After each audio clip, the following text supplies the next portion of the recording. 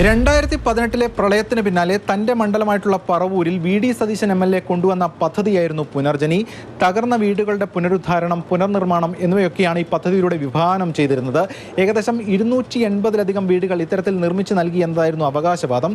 പക്ഷേ ഈ പദ്ധതിയുമായി ബന്ധപ്പെട്ടുകൊണ്ട് വിദേശ ഫണ്ട് സ്വീകരിച്ചതിൽ ക്രമക്കേടുണ്ട് എന്ന ആക്ഷേപമാണ് പ്രധാനമായും ഉയർന്നത്.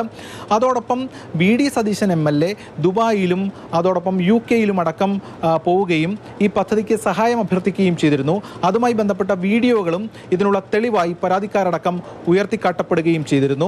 ആദ്യം അന്ന് CPI നേതാവായിട്ടുള്ള P. രാജുവാണ് പരാതിയുമായി രംഗത്ത് വന്നത്. തുടർന്ന് കാതികുടം ആക്ഷൻ കൗൺസിൽ നേതാവ് ജെയ്സൺ പാനിക്കുളങ്ങരയും ഇതുമായി ബന്ധപ്പെട്ട വൈഡർ ആസ്പെക്ട് പരിശോധിക്കണമെന്നാവശ്യപ്പെട്ടുകൊണ്ട് പരാതിയുമായി രംഗത്ത് വന്നു. കാരണം ഈ FCRA വയലേഷൻ ഉൾപ്പെടെയുള്ള വശങ്ങൾ പരിശോധിക്കണമെന്നതായിരുന്നു പ്രധാനപ്പെട്ട ആവശ്യം. ശേഷം ഇതിലൊരു രഹസ്യ പരിശോധന വിജിലൻസ് നടത്തി.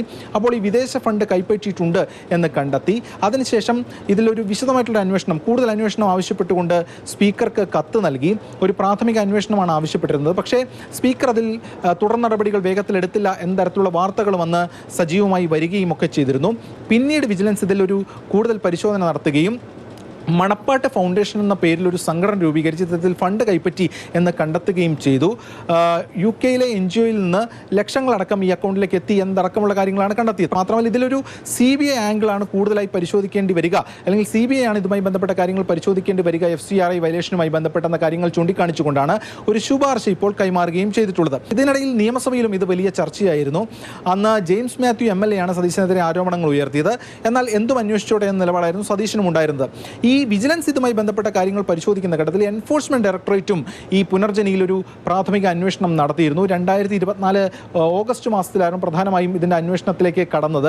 അന്ന് പരാതിക്കാരിൽ നിന്നടക്കം വിവരങ്ങൾ ശേഖരിക്കുകയും ഒക്കെ ചെയ്തിരുന്നു. വി.ഡി. സതീശൻ്റെ വിദേശയാത്ര, ഫണ്ട് പിരിവ്, ഫണ്ട് വിനിയോഗം തുടങ്ങിയവയായിരുന്നു പ്രധാനമായും അന്വേഷിച്ചത്. പക്ഷേ അതിലും കാര്യമായിട്ടുള്ള അന്വേഷണം മുന്നോട്ട് പോയില്ല. അതിന് ED വൃത്തങ്ങൾ വ്യക്തമാക്കുന്നത് ഇതിലൊരു പാരന്റ് കേസ് അല്ലെങ്കിൽ ഒരു പ്രധാനപ്പെട്ട ഒരു കേസ് വിജിലൻസോ അല്ലെങ്കിൽ മറ്റ് ഏജൻസിയോ ഒന്നും രജിസ്റ്റർ ചെയ്തിട്ടില്ല. അങ്ങനെ രജിസ്റ്റർ ചെയ്താൽ മാത്രമേ ഇതിൽ കൂടുതൽ അന്വേഷണത്തിലേക്ക് EDക്ക് കടക്കാൻ കഴിയൂ എന്നതാണ്. അതുകൊണ്ട് തന്നെ ഇതിൽ കാര്യമായിട്ടുള്ള തുടർ നടപടികൾ ഉണ്ടായിട്ടില്ല എന്നാണ് അവർ വ്യക്തമാക്കുന്നത്. ക്യാമറമാൻ മനോജ് മടശ്ശേരിക്കൊപ്പം S. രാഗിൻ, മാതൃഭൂമി ന്യൂസ്, കൊച്ചി.